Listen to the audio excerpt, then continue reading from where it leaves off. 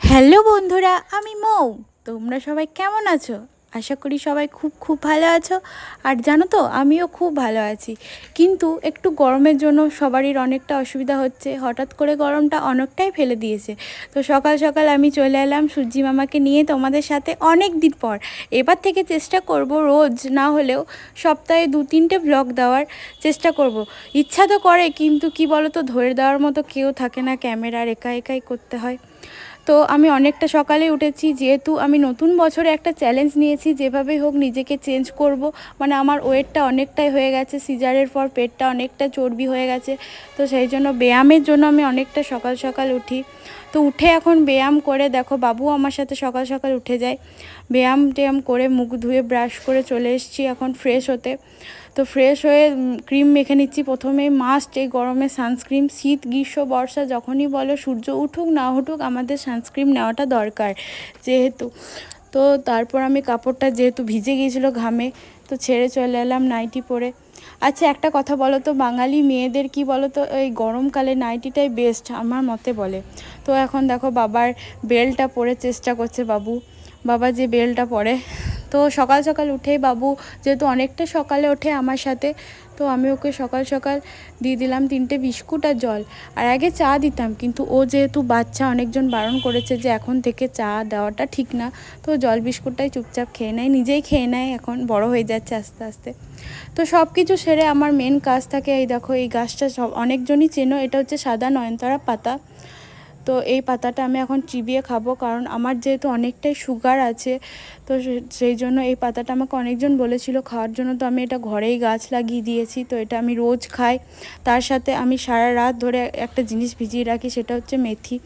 মানে বিকাল হোক সন্ধে হোক ভিজিয়ে দিই সারা রাত ভেজে। তো ওই জলটাও আমি এখন খেয়ে নিই রোজ, এটা আমার রুটিনের মধ্যে পড়ে। খেতে বিরক্ত লাগলেও খেতে হয়, যেহেতু অল্প বয়স থেকে আমার সুগার ধরা পড়েছে, তো সেটাকে কন্ট্রোলে রাখার জন্য এসব করতে হয়। আর মানে যেহেতু আমি এসব খেয়ে অভ্যস্ত ছিলাম না, খুব বিরক্ত লাগে খেতে, আর একটু কষা টাইপের হয় তো মেথির জলটা, তো মুখটা আমার ওই জন্য ওইরকম। তো ওইসব খেয়ে খানিকক্ষণ পর আবার গরম জল করে নিই, লেবুর সাথে মধু দিয়ে খাই, হালকা গরম জল। তো সেটাই আমি এখন খেয়ে নিচ্ছি। আর 1 চামচ মধু নিই না, একটুখানি মধু নিই, কারণ লেবুর যে ইয়েটা সকাল থেকে খালি পেটে ভালো লাগে না। তো সেটা আমি এখন বসে বসে খেয়ে নেবো। আর কত গরম পড়েছে দেখেই বুঝতে পারছো, এখন অবধি ঘামছি প্রচণ্ড। 2 দিন জল বৃষ্টি হওয়ার পরে হঠাৎ করে ওয়েদারটা এতটা বাজে গরম করে দিল। এই টাইমেই হয় সব মানুষের শরীরগুলো অসুস্থ হয়ে যায়। তো তারপর আমার একটু খিদে পেয়েছিল, তো 2টো সুগার ফ্রি বিস্কুট নিয়ে আমি চলে এসেছি। আর সারাদিন আমি চেষ্টা করি 4 থেকে 5 লিটার জল খাওয়ার। তো খাওয়া দাওয়া সেরে বাবুকে খাইয়ে আমি চলে এসেছি এখন মাটির ঘরে, কারণ এখানে আমরা এখন থাকি গ্রীষ্মকালে মাটির ঘর যাদের আছে তারা সবাই জানো কতটা আরাম। আমাদের ঘরটা উপরতলাটা এখনও কমপ্লিট হয়নি, আমি এখন এখানেই থাকি। আর গ্রীষ্মকালটা এখানেই থাকবো, কারণ এতটাই ঠান্ডা ঘরটা। তো চাদরটা অনেক দিন ধরেই পাড়া ছিল, তো সেটাই আমি এখন চেঞ্জ করে দেবো। আর ওটাকে পুরনো নতুন চাদর ছিল, পয়লা বৈশাখে পেরেছিলাম, অনেক দিনই হয়ে গেল। যেহেতু এই ঘরে অতটা আসা হয় না, হয়তো দুপুরে একবার আর রাত্রে একবার, দুবারই আসা হয়, সারাদিন ওই ঘরেই থাকি। তো এখন চাদরটা চেঞ্জ করে দেবো। আর এই যে দেখো আমার বাহন আমার সাথেই পেছন পেছন ঘুরে চলে এসছে। আমি বিছানা ঝাড়তে এসছি, ওও চলে এসছে। তো কি বলবো, ও তো আমার সবসময় পেছনই থাকে, ওকে সবাই বলে আমার বাহন নাকি, সবসময় আমার পেছন ঘোরে। যাই হোক, তো পরে হয়তো যখন ও বড় হয়ে যাবে তখন ওর এই দুষ্টুমিগুলোই খুব খুব মিস করব, কিন্তু এখন ছোট তো। আর তোমাদেরকে একটু আগেই দেখালাম না যে মিশো থেকে আমি অর্ডার দিয়েছিলাম যেগুলো শাড়িগুলো ভরে রাখার। কারণ কি বলো তো, আমার অনেকগুলো শাড়ি হয়ে গেছে, আর আলমারিটা হয়ে গেছে ছোট। যেহেতু এখন আমি উপরতলায় আসি নাই, তখন একটা বড় আলমারি নেবো, কিন্তু এখন জায়গা হচ্ছে না, অনেক শাড়ি হয়ে গেছে, ওই জন্য ওইটা অর্ডার দিয়েছি। দেখি ফোনে দেখেছি সবাই যে অনেকগুলো শাড়ি ধরে ভরে রাখে, তো আমি ওই জন্য অর্ডার দিয়েছি, ভরে রেখেছি। তারপর আমি টুকটাক কাজ সেরে চলে এসেছি এখন স্নান টান করে পুজো করতে। যেহেতু এখন মঙ্গল আর শনিবার আমি করি হনুমান চালিসা পাঠ করি, তো তাই জন্য আমি এখন হনুমান চালিসা পড়তে চলে এসেছি। সকালেই মা পুজো দিয়ে দেয়, পুজোটা আমি করি, কিন্তু মঙ্গল আর শনিবার হনুমান চালিসাটা পড়ি। তো এখন ধূপ ধরিয়ে আমি চলে এসেছি। আর বাবু দেখো ক্যামেরার সামনে কেমন করে তাকিয়ে আছে, দেখলে তো কেন ওকে আমার বাহন বলে, দেখো আমি যেখানে ও সেখানে। আর আমি ওকে ঠাকুর ঘরে নিয়ে আসার চেষ্টা করি, কারণ হনুমান চালিসাটা আমি পড়লে যে আর যতই দুষ্টুমি করুক ওর কানে গেলে সেটাও ওর পক্ষে ভালো। তো তাই জন্য ও একটু শোনানোর চেষ্টা করি। আর দেখো এখানে ও আমি যে ব্যায়ামগুলো সকালবেলা করি সেগুলো দেখো ক্যামেরার সামনে কেমন করবে, মানে এতটাই এই দেখো দেখতে পেয়েছো কেমনভাবে ব্যায়াম করছে, আমি পড়ছি ওইদিকে ব্যায়াম করছে। যাই হোক,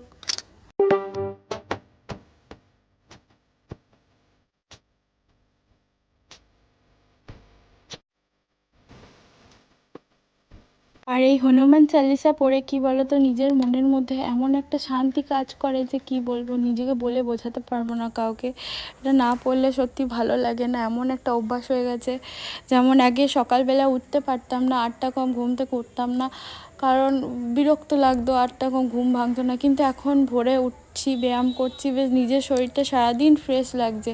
কিন্তু যেদিন মানে হঠাৎ এখন ভোরে উঠে ঘুমটা নিজেই ভেঙে যায়, কাউকে ওঠাতে হয় না, এটা একটা অভ্যাসে পরিণত হয়ে গেছে।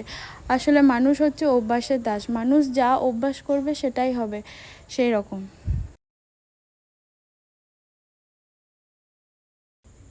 তো আমার এখানে হনুমান চালিসা পড়া হয়ে গেছে, এখন করে নিচ্ছি প্রণাম। আর ও দেখো আমার দেখে প্রণাম করছে, দেখো দেখো মুখটার ওর এক্সপ্রেশনটা দেখো কেমন করছে, বদমাইশি দুষ্টু একটা ও।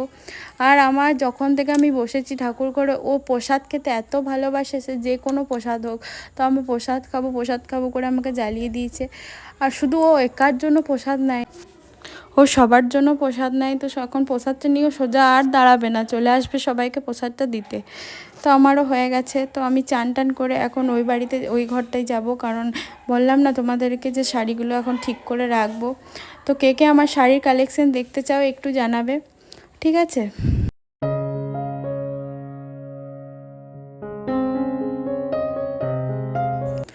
এখন আমরা তো ওই আলমারিটাতে মানে জায়গা হচ্ছে না, এতই কাপড় হয়ে গেছে। তো ওই ব্যাগগুলোর মধ্যে ভরে মানে দেখেছি ফোনে যে সবাই ওই ব্যাগগুলোর মধ্যে অনেকগুলো কাপড়ও ধরে, আর আমিও দেখলাম হ্যাঁ অনেকগুলো কাপড় ধরছে। আপাতত আলমারিটাতে ভালো করে গুছিয়ে কাপড়গুলো প্লিট করে রেখে দিচ্ছি। আর কে কে আমার কতগুলো শাড়ি আছে, শাড়ির কালেকশন দেখতে চাও আমাকে কমেন্টে জানাবে, আমি চেষ্টা করব তোমাদেরকে দেখানোর। আমার কাছে অনেকগুলোই শাড়ি আছে, তো এখনও অবধি অনেক শাড়ি পরে হয়ে ওঠে নেই। আর ব্লাউজ করা আছে, পুজোতে পরবো বলে ভেবে রেখেছি, আসলে ওকেশন নেই বলে পরি নেই। তো এই শাড়িগুলো, আর এই শাড়িটা দেখো, এটা আমার অনেক দিনের শাড়ি, এটা হয়েছে বাবুর যখন ভুজনো হয় তখন এই শাড়িটা নিয়েছিলাম। তো আমি আর রাজু ম্যাচিং করে নিয়েছিলাম, আমি এই শাড়িটা নিয়েছিলাম আর ও এই কালারেরই পাঞ্জাবি নিয়েছিল। তো যাই হোক, অনেক দিনের শাড়ি এটা। তো এগুলো আমি এখন গুছিয়ে ন্যাপথলিন দিয়ে রাখবো, যেহেতু কাপড়গুলো অনেক দিন আলমারিতে ভরা থাকে, তো তার জন্য কেমন একটা গন্ধ হয়ে যায়।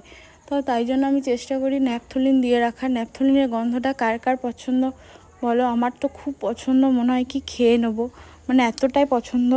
তো আর শাড়ির ভাঁজে ভাঁজে না আমি ব্লাউজগুলোও ভরে রাখি, তাহলে কি হয় বলো তো, যখন কোনো তাড়াহুড়ো থাকে বা কোথাও বিয়ে বাড়ি থাকে, ব্লাউজগুলো আর আলাদাভাবে খুঁজতে হয় না, শাড়ির মধ্যেই ভরা থাকে, বেশ ভাঁজ করে পরতেও সুবিধা হয় আর সব কিছুই। তো দেখো আমার এখানে ভাঁজ করা হয়ে গেছে। আর এই দেখো শাড়িগুলো, তো আমার শাড়ির কালেকশন তোমাদের যদি দেখতে ইচ্ছা করে তো বলো। তো চলো, আবার বিকালে পরিষ্কার হয়ে চলে এসেছি, তো ভিডিওটা এখানেই এন্ড করছি। চেষ্টা করবো তোমাদেরকে প্রত্যেক দিন ভিডিও দেওয়ার। তো চলো, টাটা বাই বাই, সবাই ভালো থেকো, লাভ ইউ অল। আর এই গরমে সবাই ভালো থাকা বলতে পারছি না, কিন্তু চেষ্টা করবো